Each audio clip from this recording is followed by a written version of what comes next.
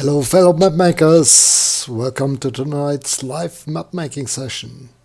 Hope you're doing fine and are as excited as I am about our new release, our Symbol Set 6, the Isometric Cities. Sounds good, thank you Sue, it's good to hear. And most of you should, if you subscribe to our newsletter and general product notifications, we have received an email already with an offer for the Symbol Set 6, the new symbol set by Mike Schley, with an early access discount because it's not officially fully released yet, but you'll get access to our first version already, or the release candidate. And there might still some small changes be happening before it's declared a full release, but in general it has everything that will be in the product. Well, there's been gone quite a few emails out, so check your spam filters. Newsletter emails like this can sometimes get stuck somewhere. Also, to our patrons, the people who've basically subscribed to all our products should have received a separate email with their serial number for the product. Apart from that, if you haven't received the email, waiting for it, then send me a message after the live mapping session at ralph@profantasy.com, and I'll see that I sort it out. Also, if you perhaps have not subscribed to our emails, not getting emails from us, but are a viewer and user of Campaign Cartographer, then just send me an email. I'll make sure to send you up with our early access offer. All right, so let's see. Hope installation and first look at the program, the add-on, if you've done that, went well for you. I haven't received any complaints so far from all the people who bought it already, so most things should be fine. And I want to show you a little bit how to use the new style and what you can do with it and what it contains tonight. So let's get out and start our mapping.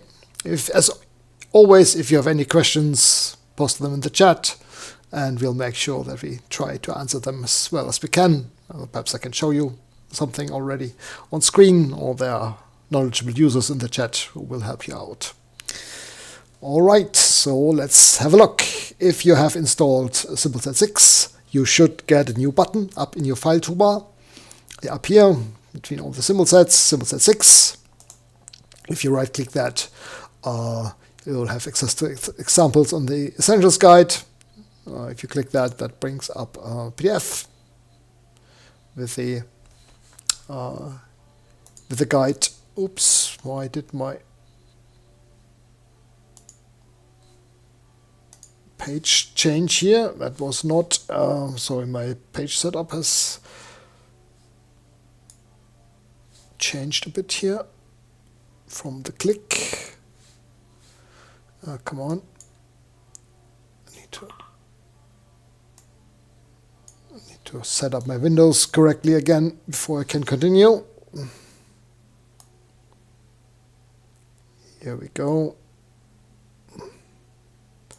That's looking better. All right, so here we go. Yeah, getting the first complaints that I don't have enough time to use it.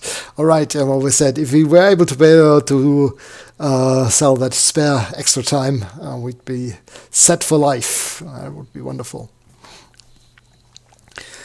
All right, so you've got the new button up here, and we're going to start a new map as usual through clicking on new map button. And the map type is cities. It's not under perspectives because it doesn't use many of the perspectives functionality. It's more of a plain city style. So we've put it under map type cities. And then you find the new styles down here at the bottom, starting with SS6. Isometric Cities is the Imperial color version, then we do have the same style in metric. We do have a black and white version of the style, just using the inks of Mike's symbols with a few of the bitmap fields he's created. But I'm here going to show you the color version. Basically, they work very similar, the two styles. So the same kind of symbols included, just no varicolor or something in the ink style symbols.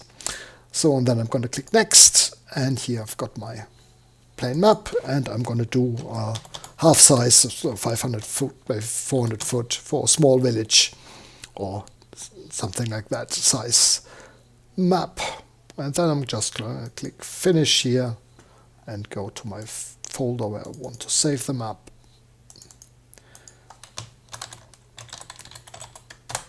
And save it, and here's our blank map to start on. You'll see that we do have a catalog toolbar here. It looks very similar to the Source Maps 5, Symbols App 5 layout. It's organized in a similar way, but we do have some new tool buttons up here on the left that link to the various drawing tools and some other functions.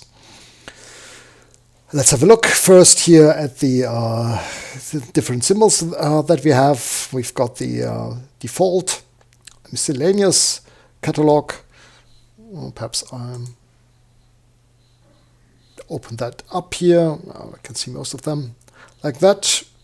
That's the tile or the normal slate roof buildings, blue in the default colors, but then also everything in varicolor versions. Let's load up a more striking color so you can see better the difference better. And then along with that, various symbols like bridges, graveyard stuff, market stalls, and also some vehicles, though they are also in one of the other catalogs in a moment. One of the things I should probably show you right away is each of these symbols here has 4 different ones behind it. If I click on that, let's see, the group opens and we've got the same building in 4 different views. And that's very convenient to depict similar buildings in different views. I'll zoom in a little bit more so you can see that better. And basically, you can choose between the different views with the arrow keys. And while I'm at it, I'm remembering to turn on my mouse highlighter. Here we go. So, there we go. And the arrow keys orient the symbol in 4 different ways. This is basically the east view, with the entrance pointing to the east. This is the north view, west and south. And all the symbols are arranged in this way. And that's where you get the letters at the end from: E for east, N for north, W for west, and S for south. You can perhaps see it's more clearly on the larger symbols. You can see this is the east view, south view, where you can see the entrance, to the west and to the north. Sometimes they, of course, have multiple entrances and stuff, so it's a bit arbitrary what we call east and west and north and south, but in general this is how the symbols are organized. And you can use these to show different buildings, of course, as well, just oriented differently, and the views are different enough. It's not going to be immediately apparent that these are actually all depicting the same layout of building. Right, let's erase these again. This is the first catalog, and then we do have the classic catalog with the red tile roofs, again also varicolor versions of every symbol. These are a little more Mediterranean looking, or a little more affluent, a little more wealthy. You have a big villa here that you can see, or even larger is I think the Manor. Yep, this one, big building complex. Then we do have the thatched roof symbols, smaller buildings for villages and more rural locations. Work the same way, some with gardens, some with a farmhouse that has some gardens attached already, a barn, the different views. Then we do have the flat-roofed Mediterranean type buildings, see, with little roof places, awnings, trapdoors and ladders, also going to some very large opulent buildings. Including a larger temple complex. Again, here this is the south view, facing east, facing north and facing west. Then we do have a similar catalog called vehicles, though I've also used it for nomad tents, so for basically moving people. And the vehicle symbols are in here as well, of course, like they are also in the default catalog, with sailboats, rowboats, carts, and so on. Then we do have the elf, halfling, orc catalog, with a few tree houses for elven settlements. You can also use some walkways between these.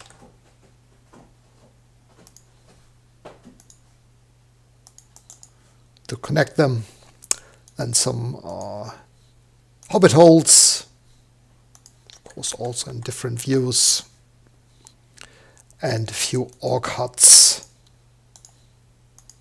together with a cage where the orcs can keep their prisoners.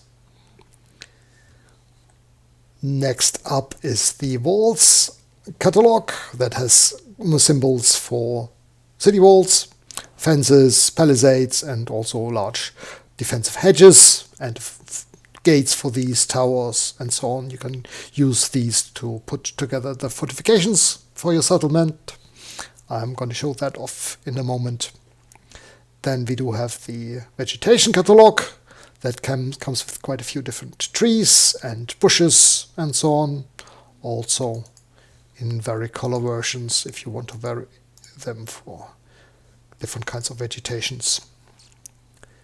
And then we do have the roof frills catalog that gives you lots of different chimneys and dormers and awnings, front steps, gargoyles and smoke. Basically lots of little additions that you can put on your buildings and customize the buildings with. And actually, as Sue and I realized just before setting this up, there's one more catalog which is not yet linked with the setting and the button, which I'm going to add to the installer, and that's the ruins catalog. See, there's a catalog which I forgot to add via the buttons, which has some ruin buildings, which can also be very nice and useful, which certainly needs to be on the catalog toolbar, and we're going to add this into the final version of the setup. All right, and then let's go through the symbols. Let's see how we go about creating a map for that with all those symbols. And one of the first things I tend to do with this is lay out, if I have a city wall or something similar, put this in, because that's going to define the extents of my mapping area where I put the buildings. And it's useful to have that down first. And I've decided for this map, I don't have the time to do a full big city, but what I can do is I can do a village or a little castle with some with a settlement around it, and then a palisade around the village. And for that, I'm going to start out by building the palisade around the village. I'm going to grab the first of the symbols, and already you can see I can switch this between 4 different views. And I'm going to start with this. I'm going to put a corner here and then start with the back side of my palisade like this. I can zoom in a little bit more to connect them more precisely like that. And then I'm going to put in a palisade gate here. And another. You can see when you switch between different symbols, CompagneControl remembers which of the directional versions you've picked last. And so you can, the palisade gate stays in the same orientation as the palisade walls around it, and they connect nicely together. Then I'm going to switch to corner again. Once more, like this.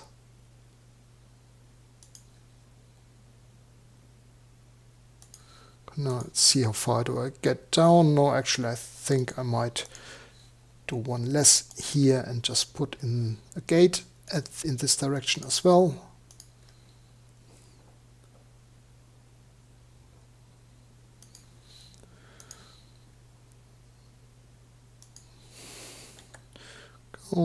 And basically I'm building a rectangle with slightly cut off corners here. And then I'm in parallel to this version here, to the northern side again.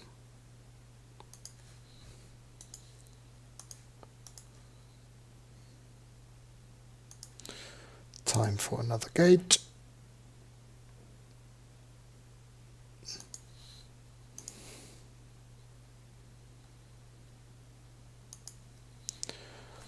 Then I need to cut off the corner.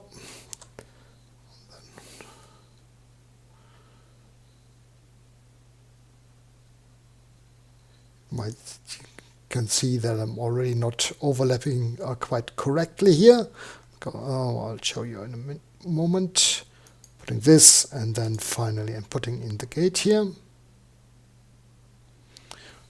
Because I've not been exactly precise, my gate here is now a little bit too small perhaps. So what I'm just going to do is I'm just going to scale it up a little bit. There we go. And now I'm going to move my whole thing a little bit so it's a little bit more centered for the map. Move, right click, and I select by entity type. Because I've not placed any other symbols yet, I can select all the symbols just by entity type. Symbol reference, press D for do it, and then move my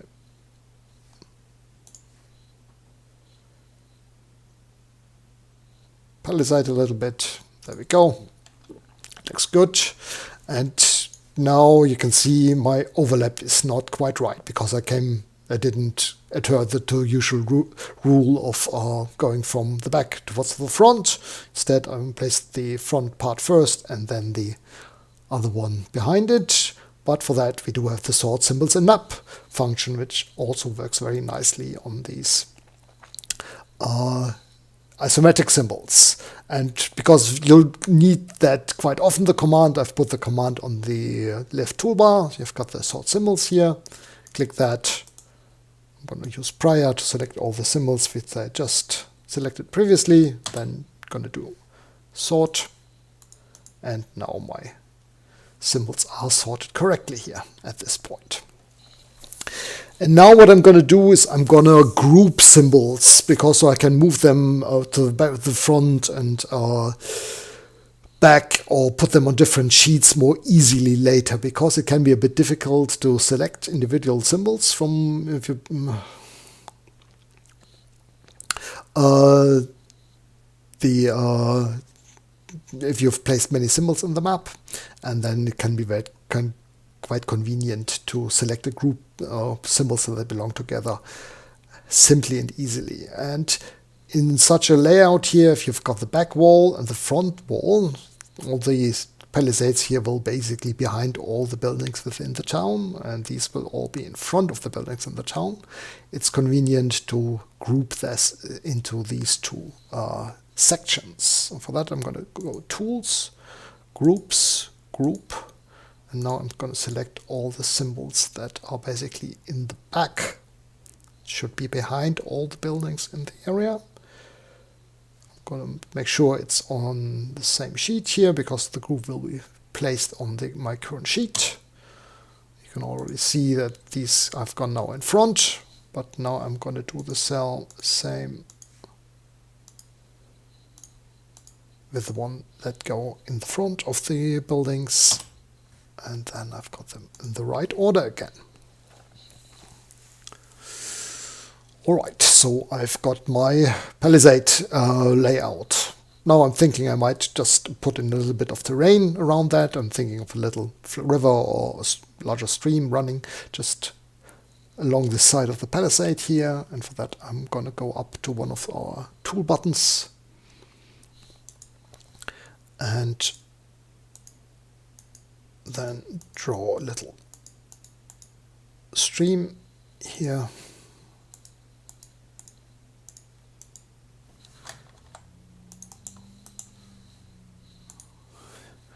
And then I can, that's one of the first things, go in here, load the miscellaneous on default catalog, grab the wooden bridge and put a bridge here across the stream.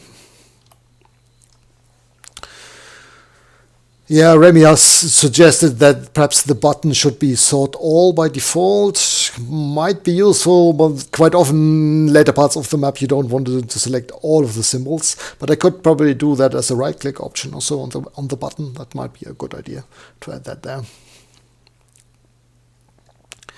All right, so that's nice. And so I'm thinking this will be the outer fortification of a early medieval fortress or high medieval fortress, and I'm going to put a little castle in one corner of that, which basically then villagers sprung up around, and then they built the palisade to protect the buildings around the castle. And I'm going to use the city walls to build the outer wall of my little castle. And here we've got the towers. I'm going to grab a tower first, put this in here. Then I've got the city walls. Let's zoom in. Oh, actually, I'm a bit. Yes, right. I scaled up a little bit because of the palisade gate. So let's undo this and put it back to our default scale. Well, you can of course scale individual things in here. I tend to keep to the default scales for most of the time, because then everything fits together very nicely. You can also you can use the arrow keys for the different directions of the symbols, but you can also, as usual, cycle through the group of symbols with the tabulator, with the tab key.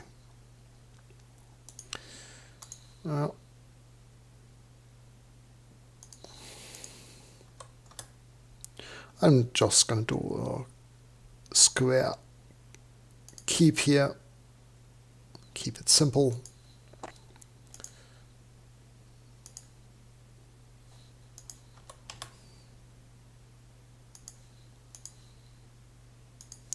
And then I'm going to use the city gate as the entrance to our, especially fortified gate.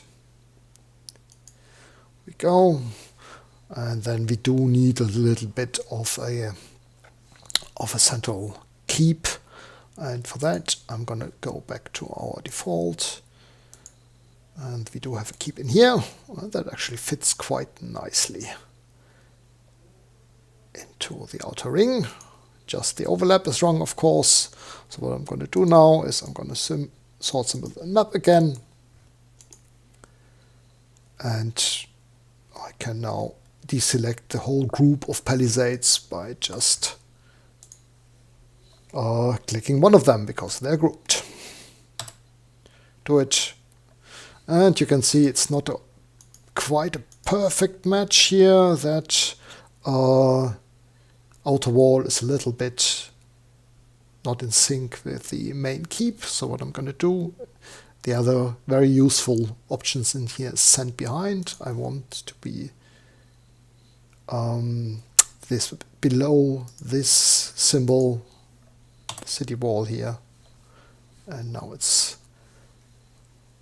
sorted correctly, and because I want to keep this and not mess with the sorting of these symbols again, I'm gonna group them again. Tools, group all these symbols, but not deselecting stuff is by holding down Control and then select them, do it. And now I should be able to just move the whole keep around on its own. Put it a little bit more up in the corner there. And there's our big stone wall, the stone keep. Alright, so we've got that. So perhaps now I'm going to go in and put a little bit of backgrounds, streets, stuff in here. So I'm going to use the terrain drawing tools. I've got lots of different things in here, and I can start out by using the default earth and just put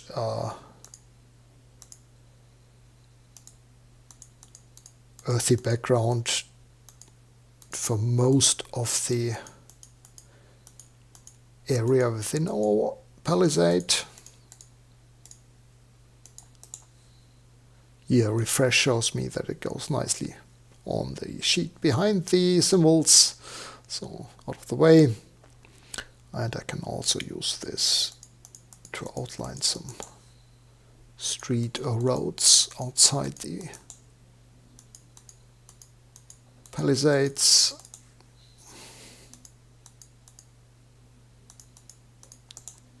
Here we go. And here. So we've got the nice ground texture there. We can always add more darker grassy areas and stuff around at a later point. Now I'm happy with that. Now I want to put down a few streets. And I've got the default dirt streets here, but these will be the same fill as the earth I've already used. So what I'm going to use instead, I'm going to use the darker one called mud. So we've got muddy streets, and I'm just going to use these to lay down some streets running. Oops.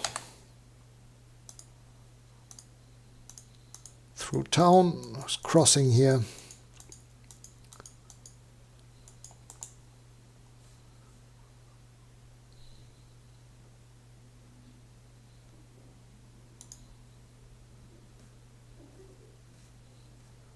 And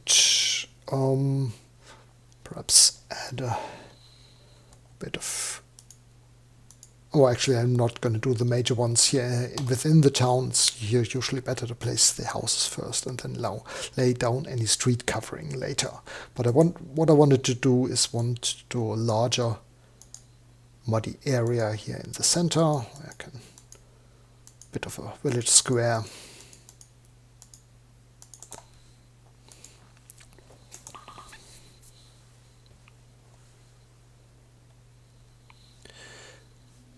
So I've got a question from Evil DM Guy. When he sorted the west wall of the keep by sending it behind, why didn't it also go behind the round tower? I did it not did not do send to back, which is this command up here on the right. Instead, that would have sent it to behind all the other symbols. I use the send behind, and that means send behind a specific other object, and I send it specifically behind the keep, and so it's going to be directly behind it. And because the round tower is even behind the keep, the wall then goes between those two, directly behind the keep, but still in front of the round tower. That's why it's in the correct location. If I use send behind on it, let's just give this a try. Oh, actually, problem is that I've grouped them out now, but that is a good opportunity to show you how to unlock groups. We've got the locked unlock button down here on the bottom right. Now I've got to unlock, and groups will have no effect. They still remain intact unless you move stuff out of the group, but you won't select anything together. Now I'm going to use send to back on this wall. And now it's behind everything. It's not only behind the round tower, it's also behind the palisade. So to bring it back in the correct location, I can do one of two things, which will basically result in the same thing. I could use the send behind the keep, as I've done before, but I can also do send bring in front of and use the tower as the reference. And now it's again in the same location. And because it's now between those things in the group again, it will also be still part of the group. All right, so let's just check here. If I just move the whole thing again, it's part of that group. All right. So I also want to put in a little bit of background here in the interior courtyard for the castle, and for that I'm also going to use this road tools, but use the paved square. So they've laid down some cobbles here in the castle courtyard, and now we have a cobble background for that. So let's see, what do I want to add to the village building-wise? I'm going to go and thinking I do need some more rural stuff, but perhaps a couple buildings which are a little bit more elaborate, perhaps an inn or a tavern. If I scroll down here, oops, I should click on the correct section. I see we've got an inn here. It's fairly large, but might make sense here next to one of the entrances. Now I find it perhaps a little bit too large in comparison to the whole thing, so I'm gonna use different buildings for that. I might want to go for a smithy instead, or the tavern. Tavern is smaller, tavern looks good, so I'm gonna use the tavern instead. There we are. And a church. A church is, of course, important to have. And I'll put this here. There we go. And now I'm gonna go by sections and try to fill up areas of the town which are easier to handle, manipulate, sort the buildings and stuff. So I'm basically gonna go by quarters here and place down some thatched buildings. This one, easy to just use the same building or switch to a different one.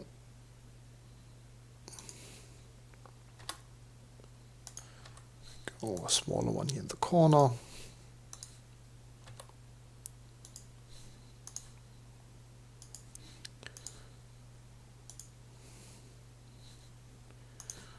A little bit of a bigger one.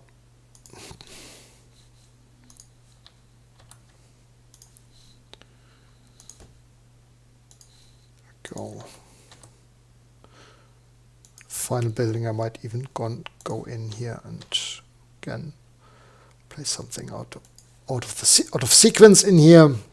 Perhaps a small building, a little bit closer to the palisade here. Now, if I see I've accidentally grabbed one of the varicolor ones, so if you just want to vary your, perhaps this is a newer building with fresher straw on top, so we can use the varicolor symbols for that. And now I'm going to go in and actually I might move the church a little bit to the way first. so that way I can see whether I would want to place a few more buildings here alongside the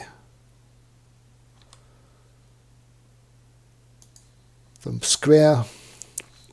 We go, and now I'm going to group all these symbols again. Oh, actually, I'm going to sort symbols by entity type, symbol reference. If you do that, because these are not now groups and not counted as individual symbols here at the point, they don't get affected by that sorting at all, which is also very handy and convenient. If I do it, then I do a quick check whether my overlaps are all fine.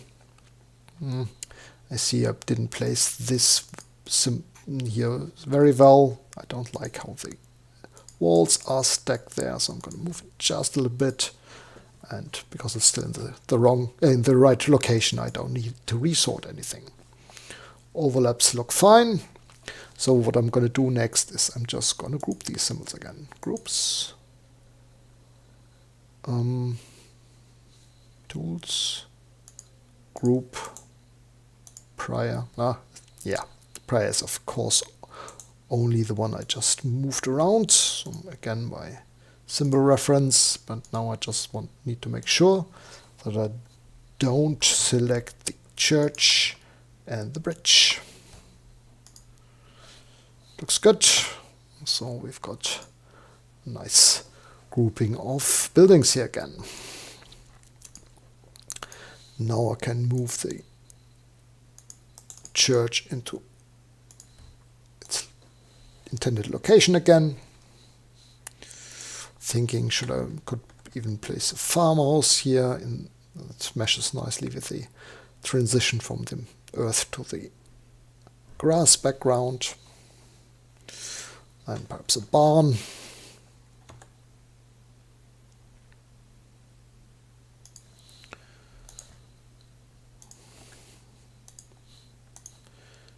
A few smaller buildings, a larger one.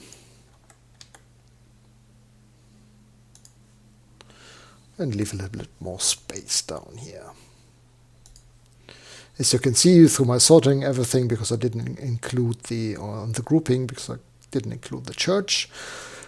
This overlap is not now wrong, but we're gonna sort these in a second. Actually, I don't need to sort these at the moment within themselves. They're all fine. So I'm just gonna group them to group, and I'm gonna this, combine and entity type, symbol reference, go. Okay, what did I do wrong? What did I wrong there? Not sure. Okay, did I select wrong combination? Perhaps let's try again. Tools, group. By entity type, let's do it like previously again, but without the bridge. Do it. And now the buildings overlap the palisade incorrectly, of course, but since I've grouped the palisade previously, I can just bring it to front with one simple operation. There we go. And now I've got a little bit work here on the left side of the, and I'm thinking I might want perhaps add a few halfling holes here, though I might actually put them outside the walls. Yeah, I think they're better done outside the walls. So what I might want to do is perhaps do a little tent village here. Perhaps some people are allowed, but they were probably allowed only to be outside the walls anyway. So let's put in a few more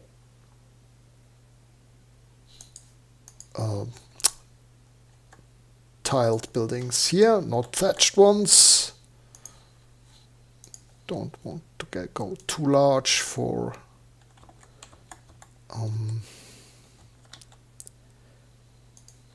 town like this or a village like this. So just add a few and one slightly larger one.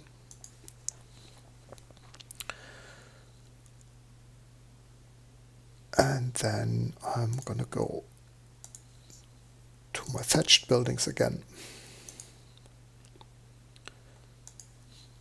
We go.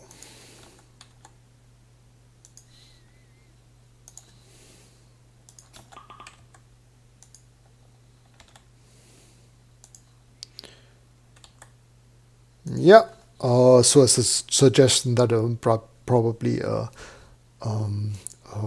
blacksmith should be somewhere. Yeah, that might make sense on the village square. So what I'm going to do is I'm going to go in here. We've got a nice workshop building somewhere. Here we go. It should fit in nicely here. And for that, we're just going to remove some of the buildings. Grab the workshop.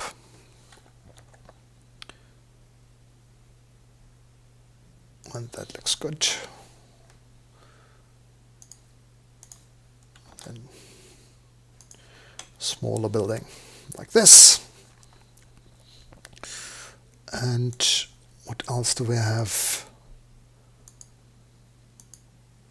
Was thinking, oh, what might look good. So we're just gonna grab here one larger building.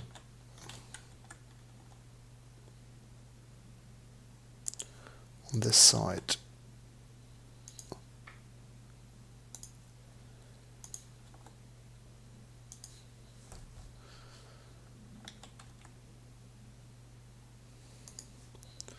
We go. And now I'm gonna just sort stuff into groups, and I'm just gonna click these. Oops, didn't grab the correct command there. Tools, groups, group. There we are. I'm just going to group these four together here because they are in the upper left corner. And then I'm just going to grab all these symbols down here. Workshop and this one. And not the road.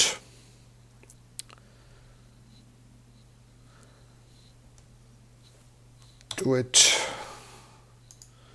and then I just need to bring the front part of the palisade into the front again. And there we've got the main buildings and everything for the village all set up already.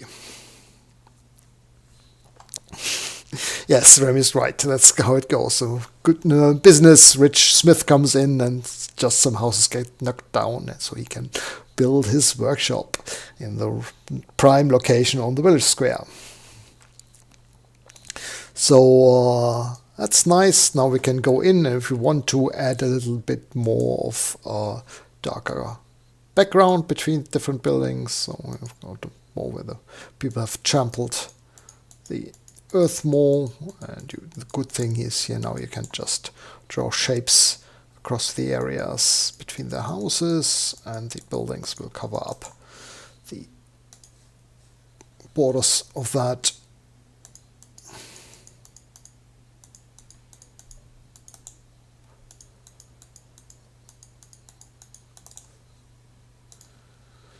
And there we are.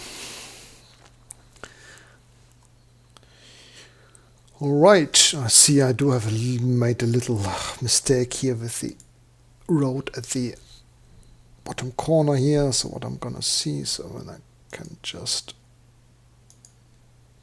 No. There we are. Okay.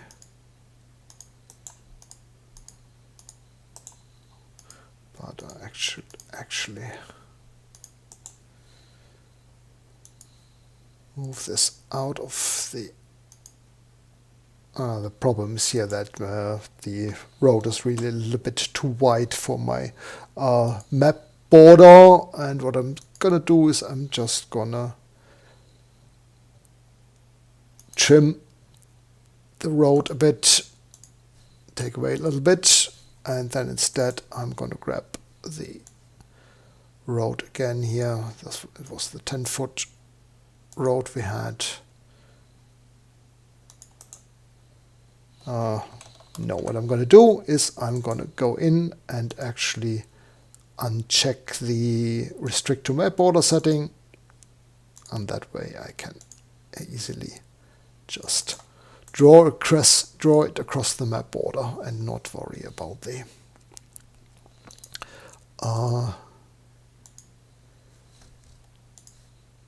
not extending all the way to the web border. But what I want to see, I want to hide everything here. I want to move this bit.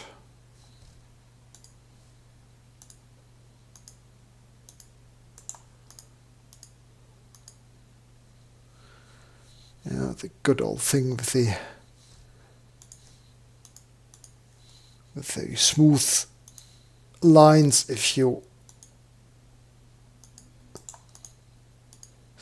trim them, they do remember their old points. That's why you see these extensions here, and it can sometimes be a bit hard to move them around correctly. But that's all I wanted. Just wanted to move it under the bridge there, and we're good.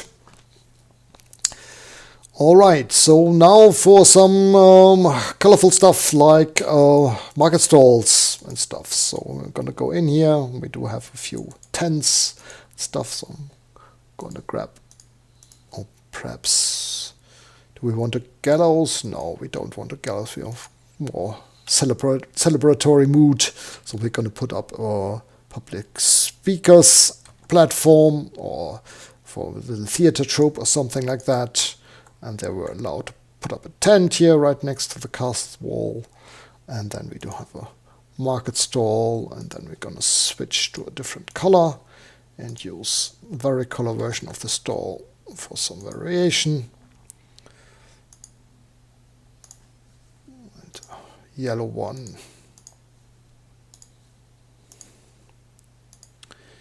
here. And I'll probably have a card from the traveling theater troupe. And then we've got another card here. And that way you can build the little details of your setting. So what else do we have? We do have fountains and stuff that's probably a bit overkill for a village like this. So we're going to leave that as this for the moment, and instead going to go for the halfling homes that we were talking about. So let's have a larger hobbit hole here down near the, let's go a bit here on this side towards the stream.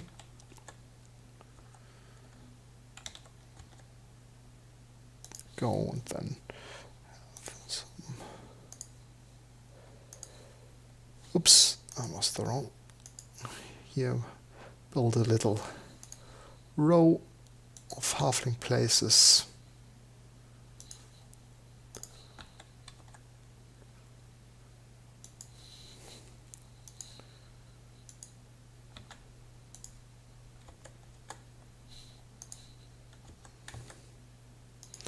And then we do need a little bit of a path between them, and here we're just going to use the darker grass. Again, I should probably turn off the restrict to map border option.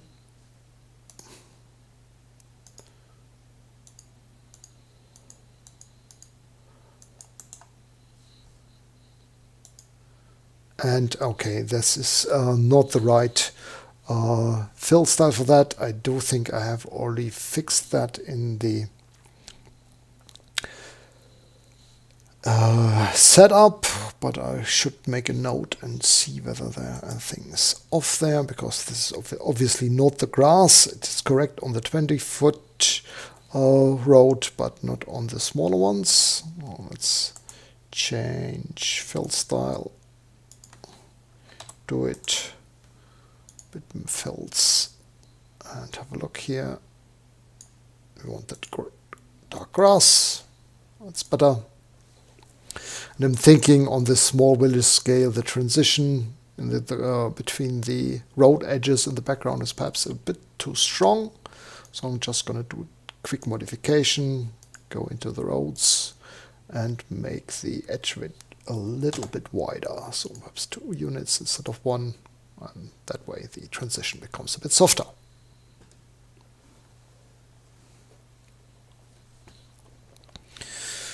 All right, I can do that in the tools here as well.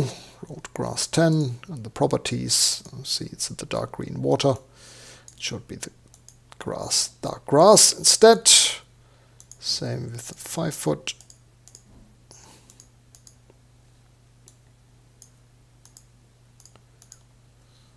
Okay, save. And here we're gonna draw a little path that runs alongside the stream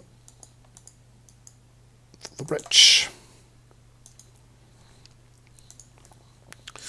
So let's load up our vegetation catalog, and we don't want to put in a big hedge, it's a bit too much, but we're just going to grab the trees here and build a bit of a first edge along the northern section of our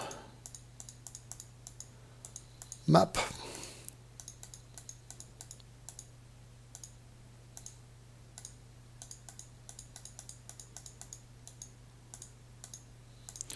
And then also some individual trees near our halfling homes.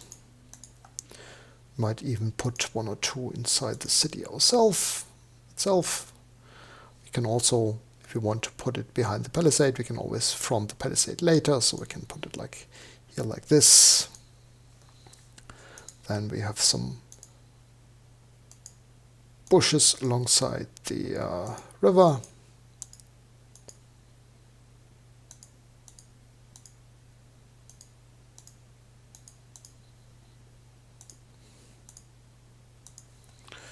And now we're just gonna sort the sorts and builds map by layer vegetation.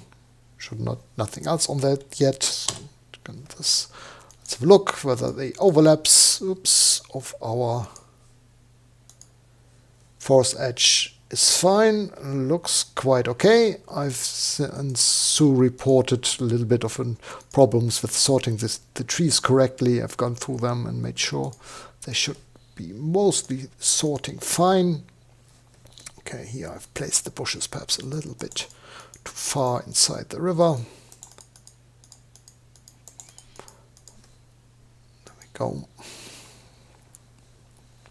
And we, of course, as you can see, we have them extending a little bit above the screen edge. And as usual, we can type in color and just set the defaults to hide the stuff that extends beyond there. All right. And that's looking pretty good. Now, oh yes, good suggestion from Bill. We do need a little boat on the river. So we're going to grab a rowboat here and put that, or we might even have 2 pulled up on the bank here. That makes total sense. Sailboat is certainly a bit too large for this little stream we have here, so I'm going to leave it at that.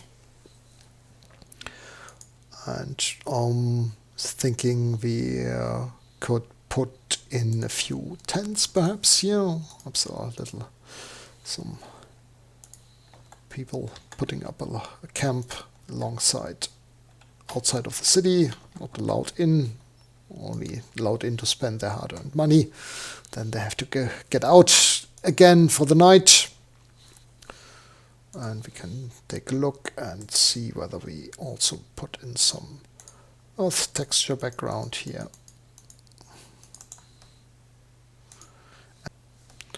Ah yes, thank you, Matthias. I forgot. I said that I wanted to front the palisade, and we're just going to do that now. And there the tree is safely be hidden behind the palisade again, just peeking over the top.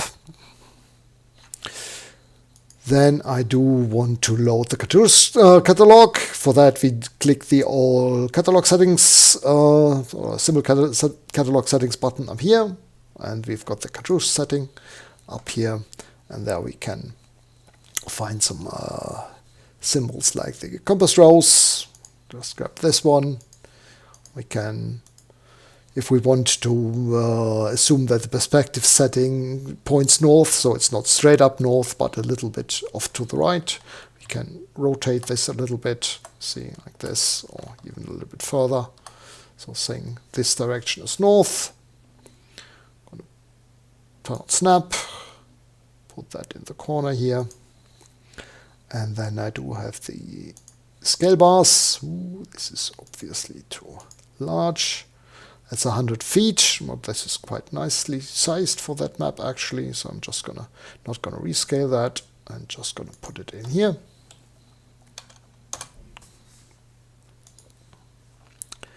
And if you want to build a key for that, I don't want to put in individual descriptors for the buildings here at the moment. So except I'm perhaps writing up or putting on the web page somewhere building key for the map. For those to reference those, I can very nicely use the number labels here. There, you just click this, then put it on the map where you want it, and put in the number. It should be in there. One for the castle here, the 2, 3 for the church, 4 for our tavern. Then let's mark the blacksmith, and a mark perhaps for our halfling settlement. Perhaps the barn is of importance, and the farmhouse. Put a note here on the tent camp, and perhaps one on the stream to name that. And that way you can easily put the labels on your map. And then I just want to put in a title.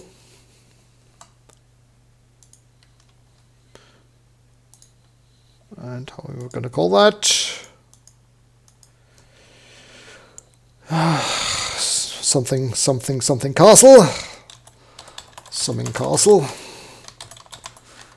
There we go. Ooh. Text is too small. Top left.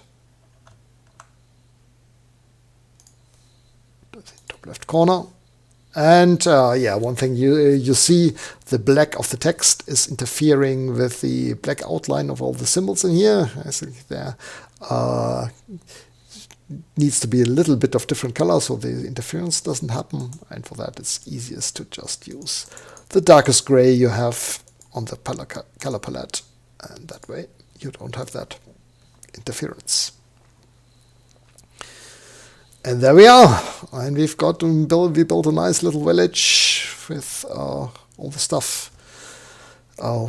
Many of the symbols, not all of the symbols, what I've not done, for example, which I might, if I want to add a little bit of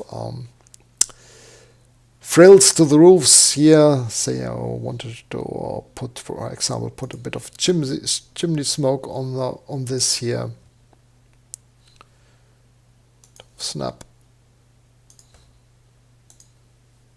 Buildings to highlight perhaps some buildings that are active or so on. You can do that, and you can now put on awnings on buildings. You could put chimneys on. And one thing only you have to think of, if you still want to reorder stuff later, this should probably, well, it's actually not the best version of the chimney because it's the north-facing one. So I'm just going to erase this. If you want to be part of the group that I put all the buildings in here, we can use our bring in front of command again for great effect. For that, I'm just going to unlock the group for the moment. Then use my bring in front of command. Select the house as the reference. Then the frill I've added. Then turn on my groups again. And now because it's in the same group in the order of things, groups are always entities right next to each other in the drawing order. And then the chimney will now be part of that group of symbols, and you can move it around together with the other stuff. Alright, so here we are. That's our map, and I hope you like it. You can create very nice, neat little illustrative maps of your cities, towns, villages, settlements, and so on. And I'm looking forward to see what people can come up with in the coming days and weeks. Please do share your own maps on the forum or Facebook if you do. I was eager to see what you're coming up with. Alright, hope you like it. Hope to see you again next week, and have a nice evening. All the best.